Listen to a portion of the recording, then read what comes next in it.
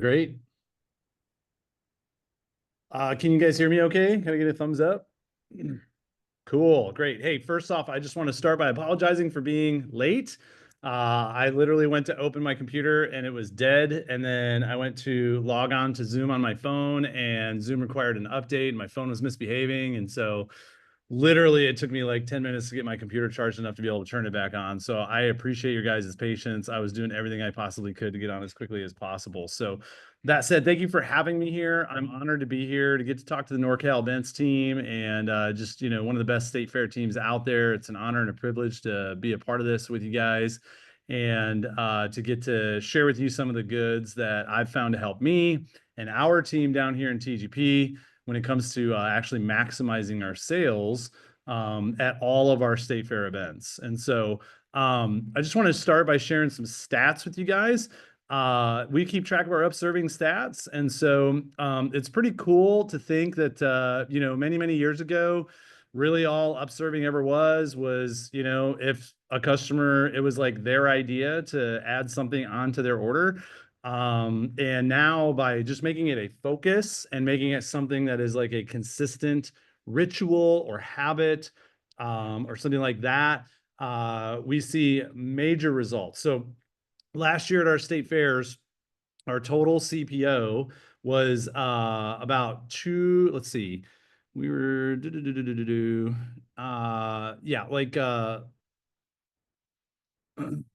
like Denise said, basically we were close to $3 million in sales across our three state fairs, which we're very excited about because that's a big, big project that we've built over the years. We had 3,600 orders and we upserved as a team on over 1,100 of those orders and created an extra almost $600,000 in sales just by making it a focus and a consistent practice as an organization to just focus on upserving with customers. So what I want to do with you today is just share with you the 5-step framework to upserving, just as a quick review.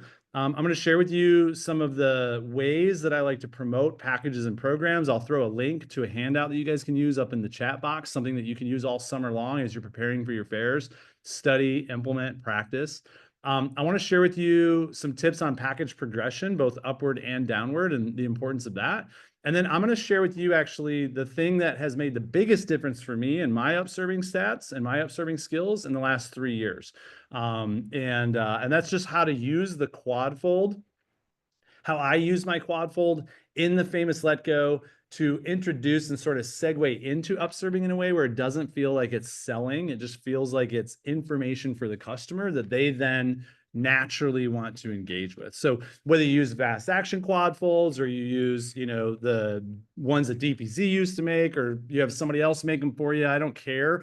What matters to me is that you have some sort of a tool that you utilize with your clients to help them understand what else there is and do so in a way that's efficient and in a way that saves you time. So you're not spending the extra 30 or 45 minutes with a customer walking through every single product at the booth. Okay.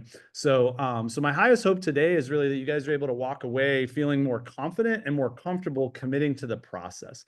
And, I get it. I understand what it's like. Like I've been in the situation where it's a busy day, it's a busy Saturday, a busy Sunday, maybe a busy Monday, a busy Wednesday, who knows? There's people everywhere. You're closing a deal with somebody and it's just so easy. It's so tempting to want to like give them their receipt, give them your business card and shoo them on their way so you can grab the next person, right? Makes total sense. I've been there. I've done it. I am, I used to be very practiced in it, that exact same skill set right there. And, you guys have all, if you've heard me train on upserving, you've watched any of the old videos, you've heard me share the story about Donnie and how Donnie, walked up, asked how much everything was. I told him, he was like, nope, that's not what I'm going to spend. Cause at the time it was like $7,500. He's like, you're crazy.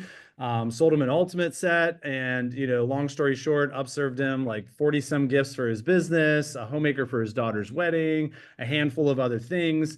And when we got to the end and he's like, cool, how much have I spent? It was like literally $7,400 before tax. And he was like, how the hell did you do that? And I was like, how'd you do that? Right. And that's where I really discovered, like, wow, there's something powerful here. Now, that was easy to do because it was at a slow event, right? There weren't a lot of customers. It was the end of the day. We were going to be packing up in the next couple of hours. And it just, it was kind of one of those things where, like, I had the time, I had nothing better to do. But I think where it's hardest to actually execute the upserving skill set is when we're in the at our busiest and best events. And it's just so easy to want to move on to the next customer. But here's what I can tell you. In my experience, we've all had it happen where, we see that money customer walk up, they're dressed a certain way, they're wearing certain things, and like, ooh, I want that customer. Like, I can't, I'm gonna cut it short with this guy so I can go handle this lady over here. And then, come to find out that lady just wanted to know how to get her 85-year-old paring knife sharpened and had no interest in looking at anything else, right? Or, we have that lady who walks up like she's actually interested in buying something, and she's like picking at the sets or whatever while we're wrapping up with a customer, and we like want to hurry with this customer that we're already talking to in order to get to her, and then come to find out she was just wondering where the bathrooms were, or she just wanted to ask a price on something, or she just wanted she wanted a price and dip, or she wanted to just get information on sharpening or whatever, and then she's out. And what we thought was going to be a money opportunity, because we assumed that, we prejudged them and we rushed through the last conversation to get to the next one, ended up not being anything. Right. And I've had that happen so many times in my career. I've seen it happen to so many other reps over their careers, that I've just come to learn that the most valuable person in any given moment of a sales conversation is the person who's already given us their credit card. The person we've already done the work. We've already gotten them over the hump. They've already committed to buying. They're already spending money with us. And, it takes so much effort to get them from point A to point of giving us the credit card. What's funny is that most people leave so much on the table simply because they don't take that extra step to get them to the next yes, right? And what I've found is that the first yes is the hardest yes to get to. That's usually 80 to 90% of the work. And then, where we can double, triple, quadruple sometimes the size of an order is in that second, third, and fourth yes in a conversation with a customer. And it takes way less effort. It's way less hard. There's way less to it if we're just willing to invest the few extra minutes it takes to have that conversation with the customer. Let them know what else exists. Let them know about incentivize, like the incentives that we have for bundling things together, paint the future vision for them, and pre-sell the package. Even if they don't buy it now, more often than not, that's the person who walks up at the next event that we're working, or the next time we see them, whether it's months later or years later, that's the person who walks up already knowing what they want, and they become that easy sale. If you've ever seen Carlo or Danny or any of the long-term veterans on the team, even Adam, have those past customers that walk up to the booth knowing what they want already, and they sell a legacy cookware set like that, or a flatware chest or two like that, or an upgrade like that. More often than not, it's likely because, whether it was on a service call, at a service event, during a sale promo, or last year at the booth, or the last time they saw them at whatever key event they're working, or whatever traditional event they're working, more than likely they did something. They had some sort of a conversation where they planted seeds, they built value, they answered questions, they price positioned, they did all the things on another package or program. Whatever it is they're buying today, more than likely they pre-sold that package in the last conversation. It's very easy to do on demos and service calls because we're in the comforts of their own home. We have a captive audience. It's very difficult to do and develop the discipline around in the booth environment, because there's always customers walking by. There's always other things vying for that customer's attention. There's a million other distractions. And so it's very easy to try it out a few times, have it not work out in our favor, and then give up on it, right? Because of the nature of the environment or the nature of the circumstances. But I'm just here to, tell you guys that I've had the experience so many times over my career where the person that I'm spending the time with right now, 50% of the time, will add on hundreds of dollars and oftentimes thousands of dollars. And some of my biggest orders, my 5K, 10K, 15K, 20K orders that I've had, are a result not of the initial yes, but a result of the second, third, or fourth yes. So, and people see me do it time and time again. If you come cross train with me, you're going to see it happen over and over and over again because I just believe in it so much. And I've had so much experience with it, so much positive experience with it over the years that now to me, it's like we can be as busy gets on any day at the booth, especially at the state fairs. And I just don't skip the steps, right? Because it just makes sense to try to capitalize and leverage on the person, like the person who's already in front of me right now. Because if there's anybody that's going to spend money with me or be most likely to spend money with me, it's that person. So to me, I see it like being in Vegas and sitting at the table. I've got my bets on the table already. The cards have been dealt. We know exactly where we're at. And if there's any bet I'm going to make, it's that double down bet. It's that split bet. It's that side bet that has the biggest chance of paying off and paying dividends, right? Why would you not make the bet that has the biggest chance of paying off for you, right? This is why I buy tickets and send them to my best clients. Because if I'm already spending the money to be at the event, I'm already going to be there a certain number of days. I'm already doing the marketing for postcards and emails and texts and voice drops and all the reminders and stuff that go out with all that. If I'm going to spend an extra $1,000 or $2,000 for this event when I'm already thousands of dollars into it, why would I not bet on my absolute best past customers by investing $1,000 or $2,000 into tickets and sending those tickets to those customers? Because if those customers show up, they're my best clients for a reason. They spend the most. They're the easiest to sell to. They have the biggest wish list. They bring me referrals consistently. They send me referrals consistently. Like, it just makes sense. If I'm going to make a bet, I'm going to bet on those people, especially when I'm already this deep. I see Upserving as the same thing, right? If I'm going to make a bet, if I'm going to spend an extra 5 minutes, I'd rather spend the extra 5 minutes with the customer I've already sold to than with the customer that I don't even know if they're interested or not. Like, I don't even know if they have a need or not. I don't know if they're a prospect or if they're a suspect, right? So invest the extra 5 minutes with the person that's already standing in front of you. So let's do a quick review of the framework, okay? So there's 5 steps to Upserving. Number 1 is timing.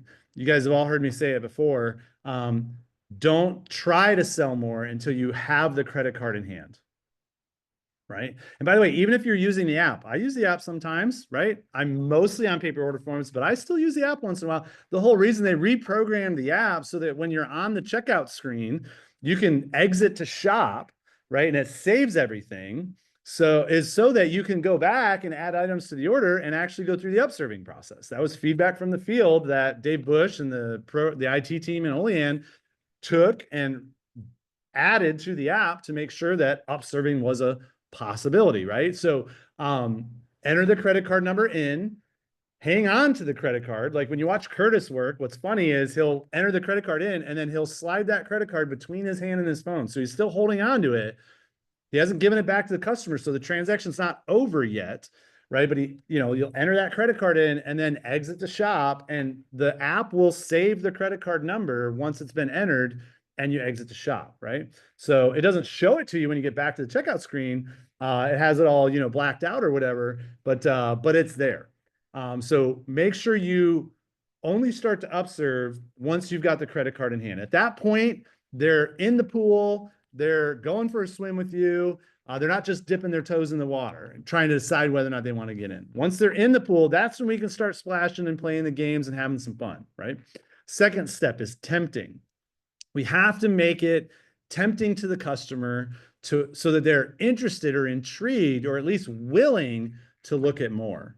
Okay. Now, a lot of people go, but Josh, I worked so hard to get to that order, right? Yeah, you did. You did a great demo. Maybe you had to handle some objections. Maybe you had to rebuild some value. Maybe you had to do the stall close and write it down on the quote. And maybe you had to give them a little bit better deal. Maybe you had to drop down because budget was an issue or whatever. But just remember that the first yes is just it's just where people are comfortable committing. It doesn't mean that that's all the money that they have, right? They're the only person who knows whether or not there's more money to spend. Guys, I've had so many people where I started, did a demo, started on an ultimate, dropped down to a homemaker, dropped down to a 5-piece special, dropped down to a buy three, get one free, got the credit card, and then upserved them right back into the blocks that they were looking at before, or upserved a flatware chest, or upserved, 4 more buy three, get one frees on the family program, or upserved a cookware set to them, or whatever, right? I've had it happen so many times where I just don't let, I had to drop down with them be the reason that I don't at least attempt to get them interested in more stuff and then incentivize them to go ahead and do it today versus wait until later, right? So we have to be able to tempt the customer, and that all comes from interest phrasing and leading questions. So you'll hear all sorts of people say all sorts of things. I like to, hey, just so you know, the more you get, the better, the more we can help you save while you're here today. So if there's anything else that you see here, make sure you let me know, even if we just put it on the wish list for later. But, I'd hate for you to go be interested in something and not get the best price on it just because I didn't tell you about it today. So let me go ahead and review this with you. I love, one of Blake Fox's lines. He's from Rocky Mountain Division, one of Curtis's best friends. And Blake actually does this thing where, no matter what they're buying, hey, I'm really excited you're getting your pots and pans set today. Hey, I'm really excited we're helping you get your forks and spoons today. Hey, I'm really excited to help you get your knife set today because this is going to be the last knife set that you ever have to buy, right? This is your one and done set. You're going to have this the rest of your life. Now, just so you know, most of my customers fall in love with the knives, and then next year they come back and they see me and they get this, whatever the next package is. They get the pots and pans, they get the silverware, they get the accessories because they realize how good Cutco is, and they love that idea of having the peace of mind knowing that they never have to buy that pots and pans set again. So I'm just curious, would you agree that the pots and pans will probably be the next thing that you get for your kitchen? Yeah? Okay, cool. Let me go ahead and tell you really quickly why these are awesome and why people love them. And then, hey, just so you know, since this is the last knife set that you're ever going to have to buy, Cutco does give us incentives for customers who want to bundle multiple packages together. And so what's really cool is that, since you see yourself eventually getting your cookware and this is the last knife set you're ever going to buy, this is literally the last time you're going to be able to leverage the knife set to save on the pots and pans set. So just for fun, can I take a quick second just to show you what it would look like if you did bundle these packages together?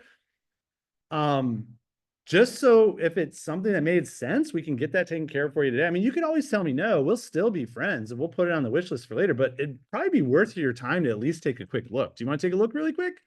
You'd be amazed how many people say yes to that, right? So that's all tempting phrasing. We're using powerful value building phrasing, interest phrasing that gets them to go, well, I mean, I'm intrigued, I'm interested, you might as well tell me, right? And you notice how it's also very softball questions, right? They're soft questions, they're soft closing questions, they're not hard closing questions, right? They're not yes, no questions, they're, hey, just in case, if you see yourself eventually doing this, it might make sense just to take a look at it now, just for fun. You can always tell me no.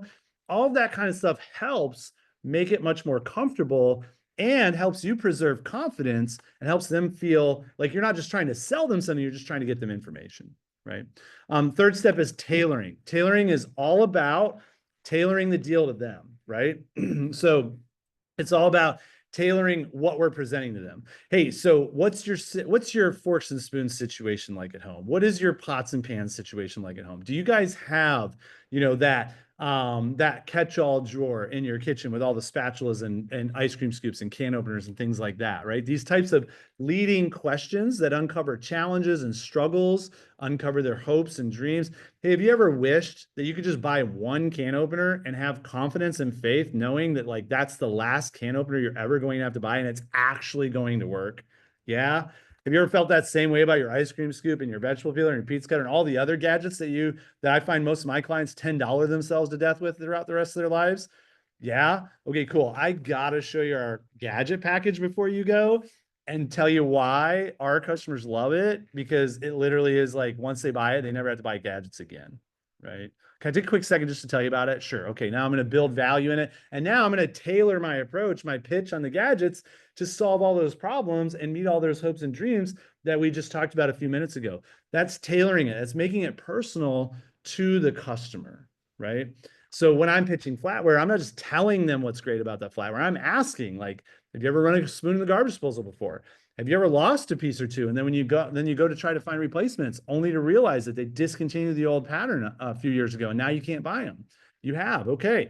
Now, isn't that frustrating? Yes, it is. Like they're like, yeah, it's very frustrating. You know why companies do that, right, Denise? Because they want me to buy a whole new set, right? Getting the customer engaged by making it a question instead of a statement is tailoring it. It's making it personal. You're connecting with their own personal situation, which makes a big difference when it comes to selling to people. Fourth step is trading. So, okay, we got the timing right. We got the tempting right. I have permission to show them more stuff. I'm asking the struggles and, hopes and dreams questions. They're connecting with that. We find something that resonates with them or that they see themselves adding on next. Okay, now I got to make this a deal that they're going to be interested in, that they actually that they'd be willing to consider getting, right? And so this is where I will go above and beyond. So I love selling on value. I sell mostly at full price, maybe with a free gift here or there, or a tiny discount here or there. Define tiny however you want. But I am not afraid to make the upserve an absolute no-brainer. If it means knocking a couple $100 off their set, if it means, adding in 3 or 4 extra free items, if it means, taking a little, like an extra 5% off or 10% off the package they're looking at adding on, or doing a discount, like throwing in the kitchen tools for free or the griddle for free with the cookware set, like I will go above and beyond to really show them the deal for bundling in order to get them excited about saying yes. I don't want this to be another 15 to 20-minute back and forth negotiation. I want this to be yeah, let's go ahead and do that. That just makes sense. Hey, next time I see you, it'll be this much or more if you wait long enough and prices go up between now and then, which they inevitably will. Or if you see yourself eventually doing it, we can swing this in the budget now. If you want to go ahead and bundle it in, I will go ahead and do this and do this and do this for you, right? So you're going to get the package price, you get the free shipping, you get the same discount you already did on your other set. And also, I'm going to purchase this for you, or I'm going to cut in this much out of my commission because you're helping me out towards my goal that I'm working on. That means a lot to me. And so that's going to like massively increase your savings. Right? Define massively how you want, define big discount how you want, define, whatever you want, however you want. That's up to you guys, right? But I'm not afraid to make it worthwhile for them. So when they add on the second homemaker, third, fourth, fifth homemaker, as family program gifts, I don't mind doing, instead of one gadget like I would with one homemaker, I don't mind doing 3 or 4 gadgets with each of the homemakers to make it worth their while, because I want to show them the savings that they're going to get. So this is the trading part, right? Since you're doing this, if you do this, I can do this, right? And then, you can throw in the whole, if you see yourself eventually getting it and you can go ahead and swing it now without breaking the bank, I mean, it just makes sense to knock it out now while you can take advantage of me and the savings today, right? So that's step number 4. Fifth step is the rules, always following the 3 rules of upserving. So rule number 1 is always offer 100% of the time. If not, you are leaving a tremendous amount of sales on the table. So we consistently, as a State Fair team, are generating 20 to 30% additional CPO just from upserving, right? Every single year, year over year, for over a decade straight now. And our team's only getting better and better and better every year because they understand it's still a discipline that many of them are still working on developing. Rule number 2, when someone says yes, always offer again, no matter what, right? It's like, okay, cool. So what they're saying is, hey, I have more money to spend and I am interested in additional packages, additional programs, additional discounts, right? Or additional, incentives. So why would you not offer again, right? If I've thrown 3 touchdowns to the same person in this game, who am I going to keep attempting to throw touchdowns to? The person who's been catching all the touchdowns, right? You better believe if I find him open in the end zone, I'm not going to skip him and go to the next guy, hope that the next guy catches it. I'm going to throw it to the guy who's open and has already caught 3 touchdowns this game, right? So it just makes sense to keep passing the touchdown pass or the first down pass to that customer who's already said yes once and then said yes again. And then the third rule of upselling is they will tell you when they're done. So you just keep offering until they say they're done. Guys, biggest order of my career, $42,000, was from a customer who I upserved, and then they went, that's it, I'm done. Right. My first upserving conversation where I really understood this stuff and like created this whole framework and training from with Donnie was one of those where he was like, I just kept showing, just kept showing, just kept showing. And because he was making it easy. And then he finally was like, all right, I'll take that, but that's it. Don't show me anything else, Josh. I am done. I'm like, okay, cool. No problem. He's like, by the way, how much have I spent? I'm like, this much. He's like, oh my God, how'd that even happen? I'm like, magic, I guess. So, so guys, like practice the 3 rules, be disciplined about it. Okay. It will make a huge difference for you. Now, I want to share with you guys here in the chat box, a link to a document. I'm not going to actually like go over this in detail, but I will tell you like kind of the what's here, right? So, so basically 4 key focus areas. So this is upserving packages and program deals. We just went over, you know, some of those initial things like when you say it, and you know, how you say things. What you say though, that's a very important section. It doesn't matter what you want to upserve or add on to the order. The process works whether it's pieces, packages, or programs. You just need to know what to say and how to say it. So start with a leading question, follow that with a value building statement, and then ask the next best question. So some examples, right? You know, the Cutco kitchen. Hey, have you ever seen our Cutco kitchen before? Leading question, right? Oh, it's awesome. Basically, most of our clients are working on making it so that making it so they never have to buy kitchen stuff again. So once my clients have their ideal knife set, like you're getting here, that's when we start working on their forks and spoons, their pots and pans, and their serving pieces and accessory items, right?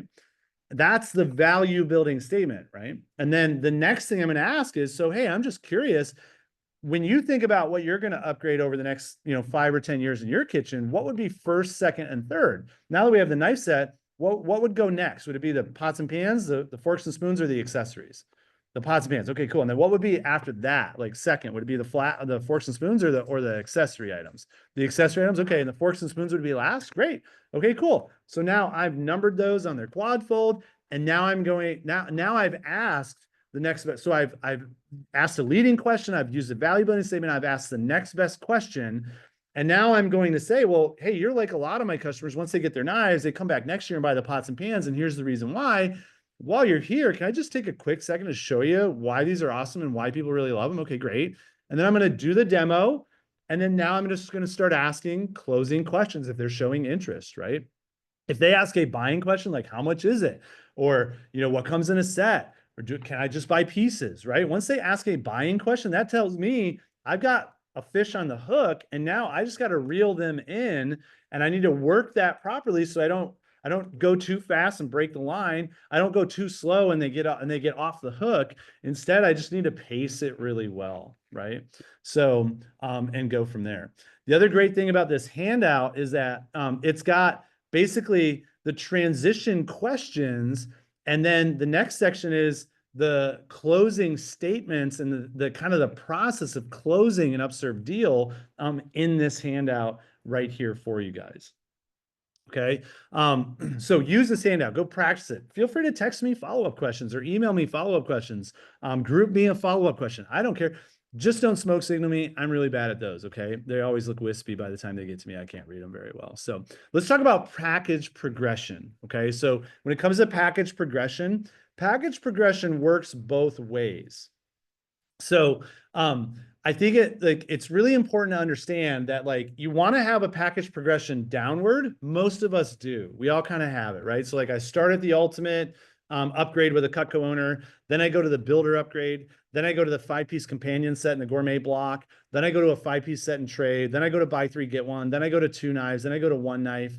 And, that's my downward package progression when I'm working with a Cutco owner and we're starting at the ultimate upgrade, right?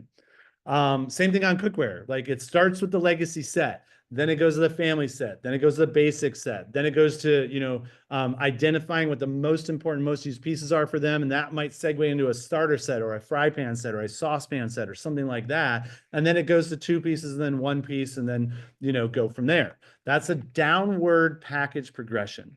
Well, guys, it also makes sense to get clear on the things you sell the most to the different types of customers you talk to the most and create for yourself an upward package progression as well.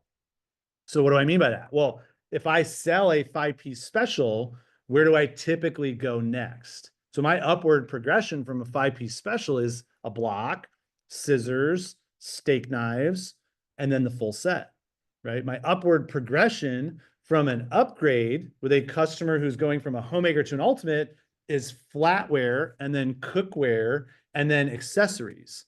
And sometimes I might go to gifts next, go to gifts first before all of that, depending on what kind of conversation we've had up to this point, right? So here's a question that I'd love for you to answer for yourself. So if you were to take your notes right now, maybe a new sheet of paper or a section of your notes, and you were to draw a line down the middle, and on the left side, you write Cutco owner, and on the left side, you write new customer. I want you to answer this question for yourself for each category. What do you sell most often to a Cutco owner? Like, what's your go-to thing? Your superpower. I have a Cutco owner in front of me. I most often sell them blank.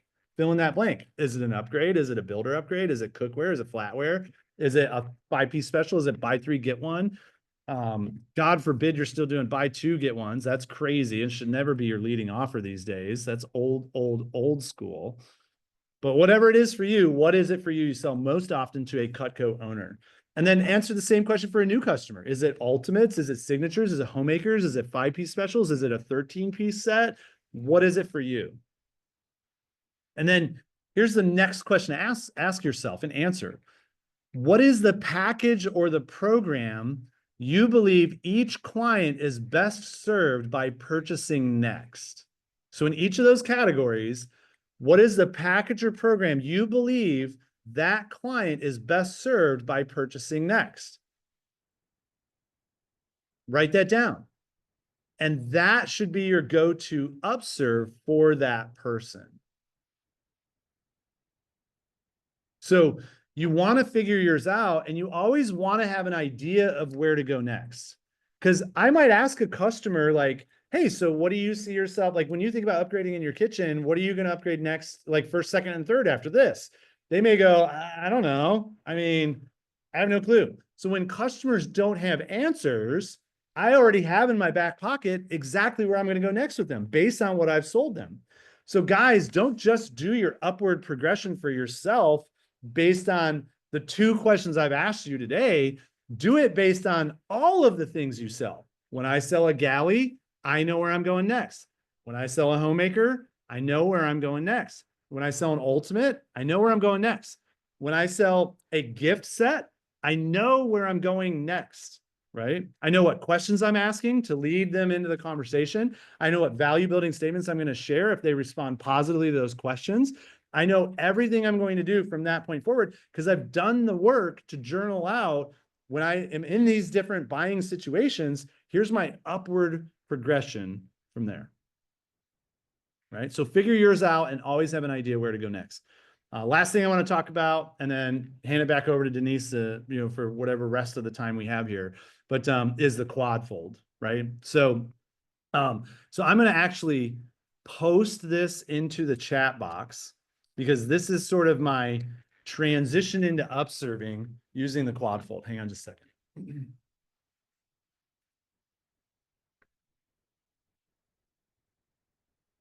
Sorry, they're running a freaking vacuum cleaner right outside the door at my service event. So I'm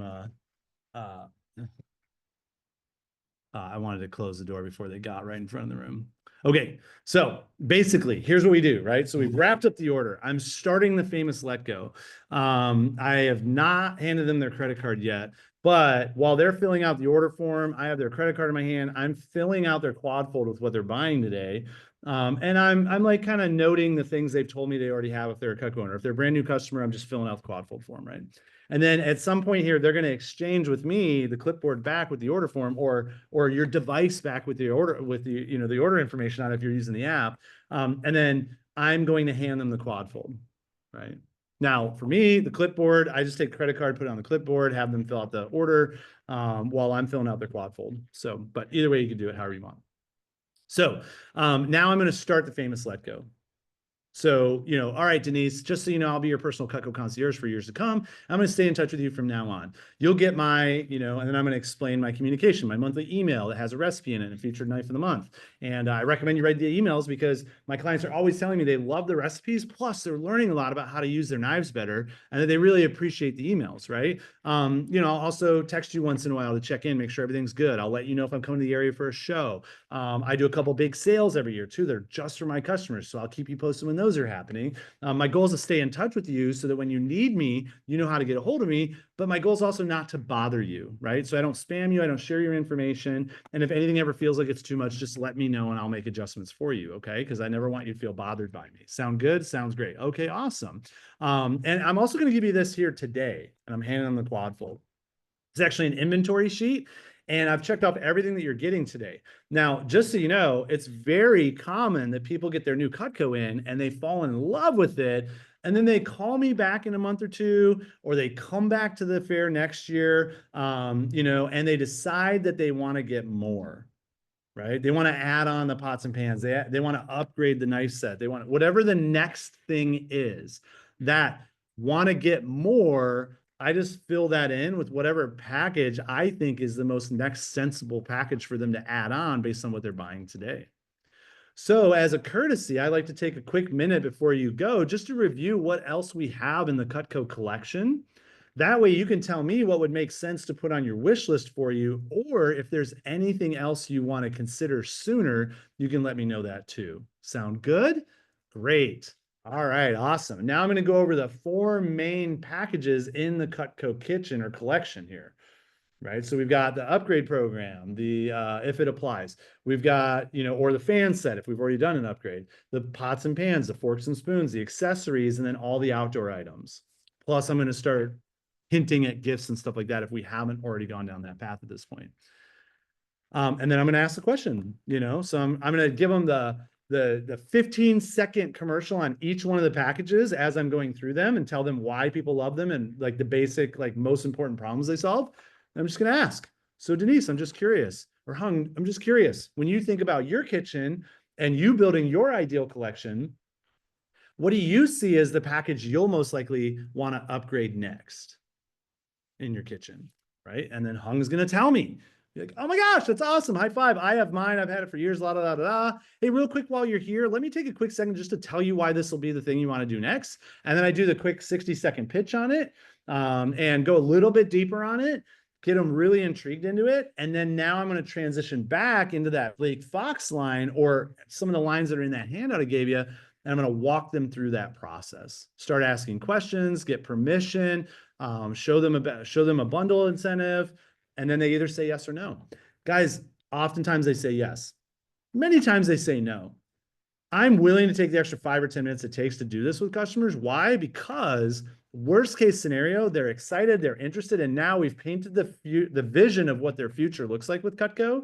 And instead of them feeling like I got my knife set and that's it, and it's a dead end because I never took the conversation any further, now there's a much higher likelihood that my emails, my sale promos, my event promos, all of that stuff converts them into traffic because we've already had a conversation, what I call the future, like the what's next conversation. We've already had that what's next conversation, and I've already pre-sold them on what's next. Even if they say no today, I now know the next time they're thinking to themselves, it's time to buy new pots and pans, I'm the one getting that call. Or the next time they're thinking to themselves, like, it'd be really nice to add on a knife or two, or they get that new product promotion from me and then a sale promotion right after that. I get that call that's like, hey, Josh, I think we're interested in upgrading. We talked with you about that before, right? So everything else, they're way more likely to take my call when it's time to get them service. They're way more likely to schedule to come into a service event. They're way more likely to show up at the fair next year. They're way more likely to call me, text me, or email me during the sale promo. They're way more likely to approach the booth when I'm not at the show and mention to Denise that they work with Josh and Josh is their guy, and that they already talked with Josh last time they saw him about upgrading their set or about the flatware package or about that, that cookware set. Those things are far more likely to happen and happen way more often and way more regularly because I made that investment. I put my chips on the table and I made that extra bet that if there's any chance I'm going to sell more, whether it's to this person that's right in front of me and already give me their credit card, or to that person that's standing over there or approaching my booth or hasn't even walked by my booth yet, I'm going to bet on this person standing in front of me who's already given me their credit card. And as a result, big sales come from it way more often.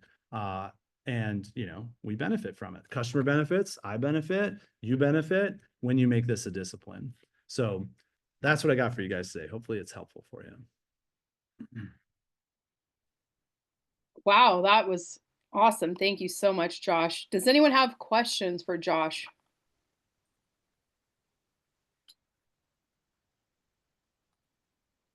See the clap emoji there, JC. Thank you very much. By the way, I'm sure you guys have had JC talk about malls, but if you haven't yet, the man's on fire when it comes to mall displays. He gave a great message to our coaching group last year, and also a great message to TGP division. So thank you, JC, for being a badass and willing to contribute like that. I appreciate it. Carlo's always got follow-up questions. Come on, Carlo. If we got time for Q&A, let's do it. We got a few minutes as long as you do. I got time. Guys, this is Josh Muller.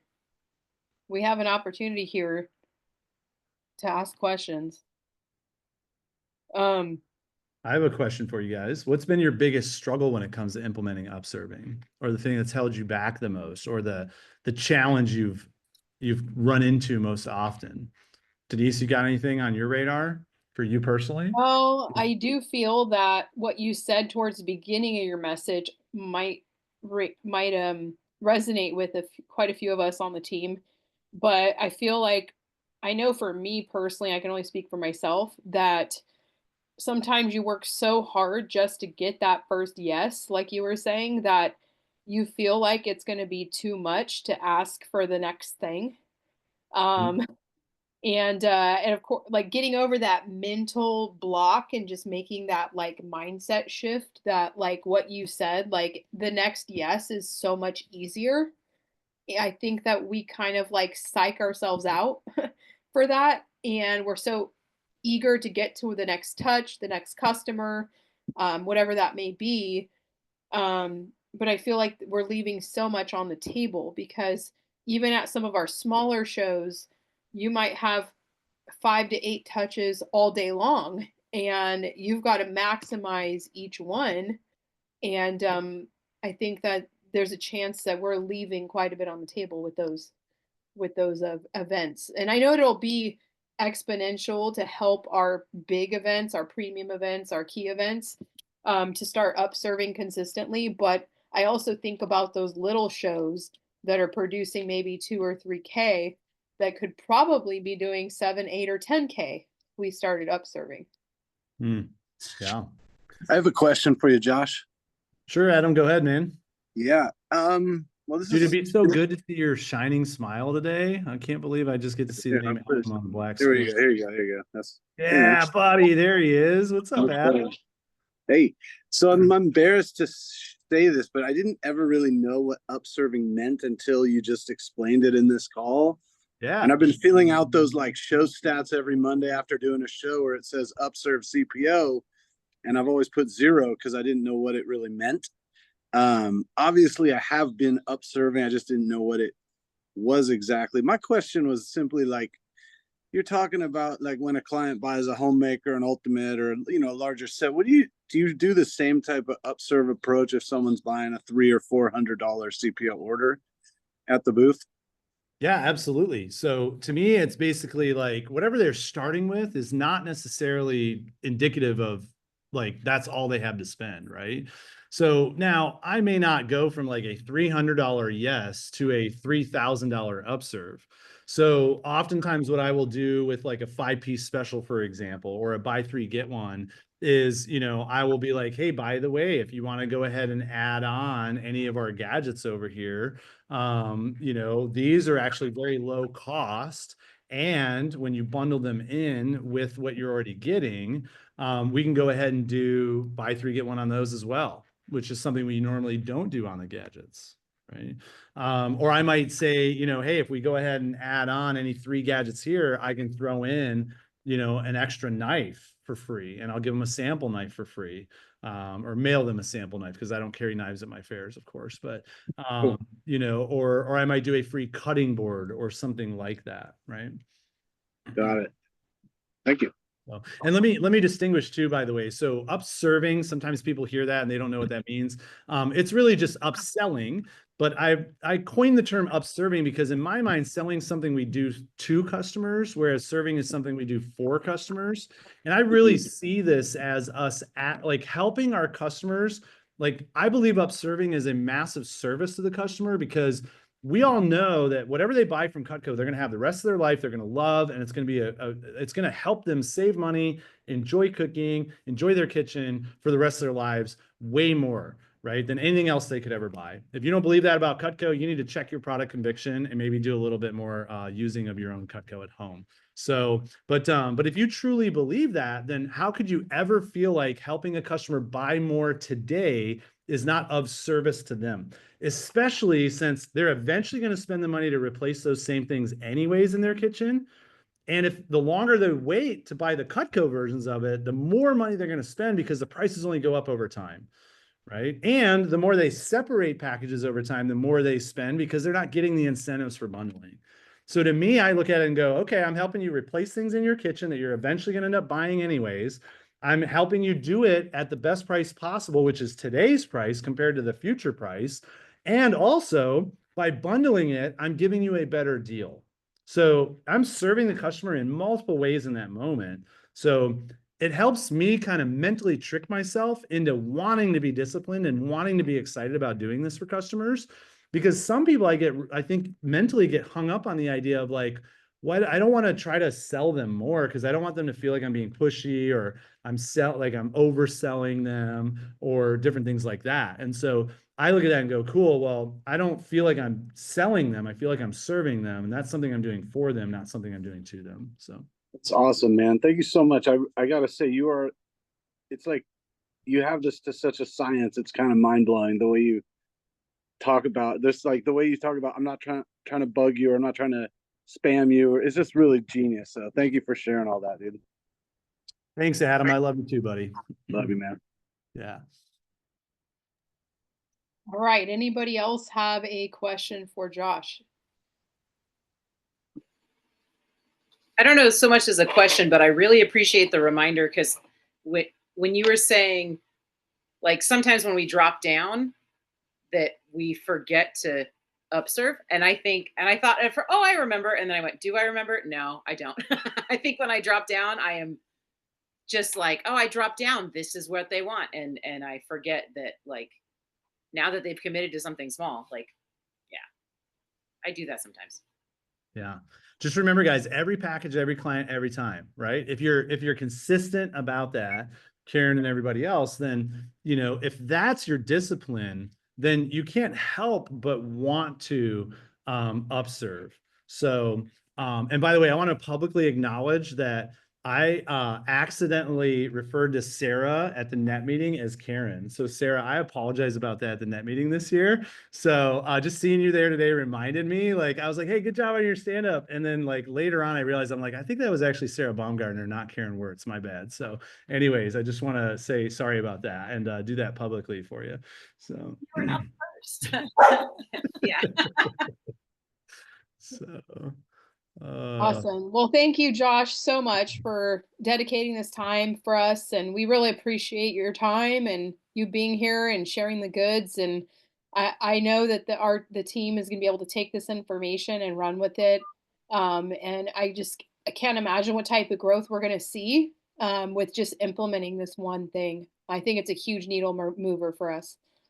Thank you for just being real and relatable and being like, yeah, I totally like have those moments of like, oh, I got the sale too. Cause it's like sometimes we feel like, all of the top reps who are doing all the things right all the time don't have those same feelings. So thanks for just reminding us that you have those same thoughts and that you've also worked through them to get where you are. And Absolutely, guys. Yeah, and thank you for acknowledging that. And it is so true. Like I do it too, right? Where I put people on a pedestal and I just assume that they must be perfect all the time. And so I think it's totally normal to do that, guys. And you just have to remind yourself that like, hey guys, listen, like I was entering stats the other day and literally for 3 days in a row, I tried to upserve on every single order and I had 0 upserves, right? But then I had a day where I sold 12 grand at a service event and I upserved on every single one of those orders and multiple like orders. So I sold 12 grand on 8 orders that day. And all 8 orders had upserves on them. And 3 of those orders had over $1,000 to $2,000 upserves on them. So had I not been disciplined in my approach, even after having 3 days in a row with nothing, right? I could have very easily just been like, fuck it, I'm not going to upserve today, right? But instead, I just practiced my discipline. And as a result, because I wasn't focused on the results, I was focused on the actions. And as a result, what ended up happening was, 1, 2, 3, like basically 5 or 6 grand, almost 50% of my sales that day on the 12K day came from the upserves. So it could have very easily been just a 5 or 6K day instead of a 12K day. And I had plenty of reasons to make that decision. But instead, I focused on just practicing the discipline. If you just do that consistently, great things happen. So trust yourself. Awesome. Love it. All right. Thanks again, Josh. Hope you have a great rest of your day, and we'll see you soon. Thank you.